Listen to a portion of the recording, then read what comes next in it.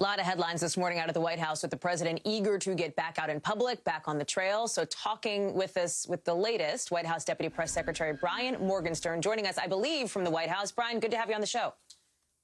Thanks, Hallie. Great to be with you. And yes, I am at the White House. Okay, good. Listen, let's talk about President Trump and this rally potentially on Saturday. I know you're not campaign affiliated, but are you tracking the president's travel tomorrow? Yeah, so we're looking at it, and the doctors will be doing advanced diagnostics. I think Dr. Conley said that in his letter. There'll be more to say about that. Suffice it to say, he won't be out there unless it is he's medically clear that he will not be able to transmit the virus at all. There's also, Hallie, a number of logistical considerations with getting, advance and security and things like that. So it's a number of moving parts, nothing to confirm or otherwise at this point. The logistical thing, obviously, is something to watch, but also the medical piece of this. Dr. Anthony Fauci has said that if somebody would prefer to have 2 negative tests in a 24-hour period. Will the president have 2 negative tests before he appears out in public at a rally or elsewhere?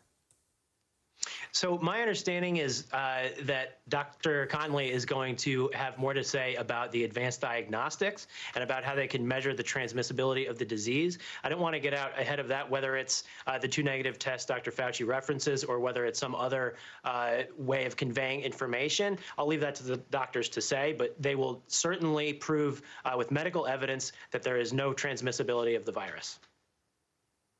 President Trump said last night, as you saw overnight on Sean Hannity's show, that he will get tested today. He'll have it sounds like a PCR test or some kind of a test to determine whether or not he is still essentially containing viral load. Has that test happened already, Brian? Not to my knowledge. And as I said, there's the PCR test that we know about. And then there's these other ways of measuring the viral load, the advanced diagnostics, which the doctors will describe in more detail. Got it. Will you release the results of that PCR test when it happens today? If that's the way they go in terms of the testing, I wouldn't see a reason why not, but I'll certainly hopefully get back to you on that later today. Great. Let's talk about something else that I know that your communications office wanted to get back to us on, which is when was the president's last negative test prior to his diagnosis? So we don't have that, but we're looking at this from a public health perspective in that when there's an indication of a positive test or symptoms showing, then you go back the 48 hours, you do your contact tracing. It's about preventing further transmission of the disease, and that's why we'll be focused on these diagnostics and the ways of measuring transmissibility, because that's really the public health reason for releasing such information. It's to prevent further transmission of the disease. So that's where we're focused. Sure, and of course to look at what potential exposures may have happened before the president's diagnosis. So on that last negative test, you said you don't have that. You don't know, or you don't want to say? So we don't have that. I don't personally know. Right. What does that mean? Have you asked, Brian? I think Wednesday you said you're going to look into that. So Hallie, the president doesn't check all of his HIPAA rights at the door just when he becomes president. The doctors obviously share fulsome information with the president. The president shares a great deal of information with the American public. We have gone through numerous briefings with the doctors, half a dozen memos from the doctors, his daily vitals we put out yesterday. We've had briefings with the chief after interacting with the president. We've had Kayleigh come out and talk. I am now speaking with you about all the information we can share. But just because he's president doesn't mean he shares every single detail of his entire life. But we do share enough information, certainly for public health purposes. Yeah. So it's a privacy thing then, the reason why you're not saying the last negative test? HIPAA? So that is one reason. The fact of the matter is there's a reason to share certain information. It's to prevent further transmission of the virus. It's public health purposes, and that's what we're doing.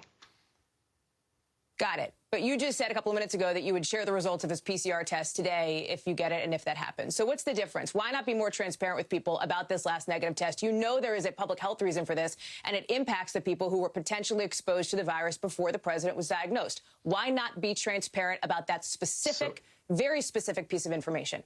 So, Hallie, I stated we'll have further updates from the doctors. We've had updates from the doctors every single day. We've had numerous updates per day. In Nobody's some answered cases, this question that I know, we're being have they? extremely transparent. But I'm not sure why you're very focused on that about question, this piece because of it's not something, but it's not something that has the public health value that the other information we're releasing does. That's why we're releasing information in the interest of public health.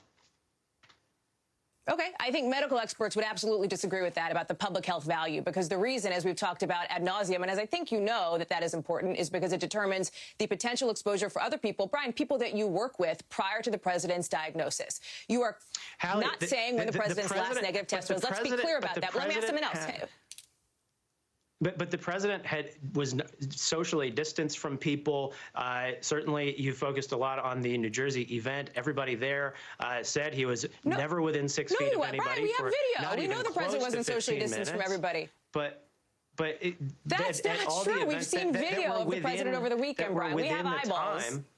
But we're talking about when he was showing symptoms or had a test. We're talking about Thursday, and so we're talking about the proximity of time where he might have been transmissible. That is what we're talking about. Right. He was on the plane with people on Wednesday night, for example, just to use that as an example. So that is why this is important. Let me ask you this. Did the president at least comply with the Cleveland Clinic debate requirements to be negative tested in the 72 hours prior to that debate? Was that you are was the very president in focused on compliance with looking that? backwards. The president is very interested in getting back out on the campaign trail. I'm very focused on getting an answer to this question, Brian, and I think a lot of people are.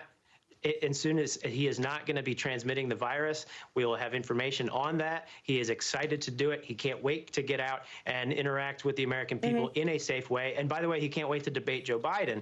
And the Presidential Debate Commission changing the format unilaterally was a very bad idea. There will be no medical science-based reason to change the debate. So we should get the two candidates on stage. They can separate just as they were in the first debate, and they should face off before the American people live and in person. Got it. So as for the last debate, the 72-hour requirement to test negative, did the president comply with that, yes or no?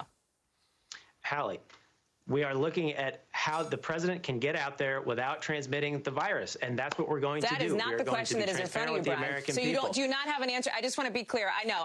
Again, yes or no? Do you have an answer? Hallie, and if you don't, just say you don't have an answer. You've got time to talk to the White House about very important issues. Let's talk about how we want to help people get through this virus with more stimulus that the speaker seems to ignore. She's now talking about the 25th Amendment because she couldn't get the president with impeachment or the Russia hoax or anything else. Well, that is not actually the topic of this conversation, Let's talk Brian, about because as you know, serious issues. nope. All right, Brian, thank you very much. I appreciate you coming on. Thank you again. Critical piece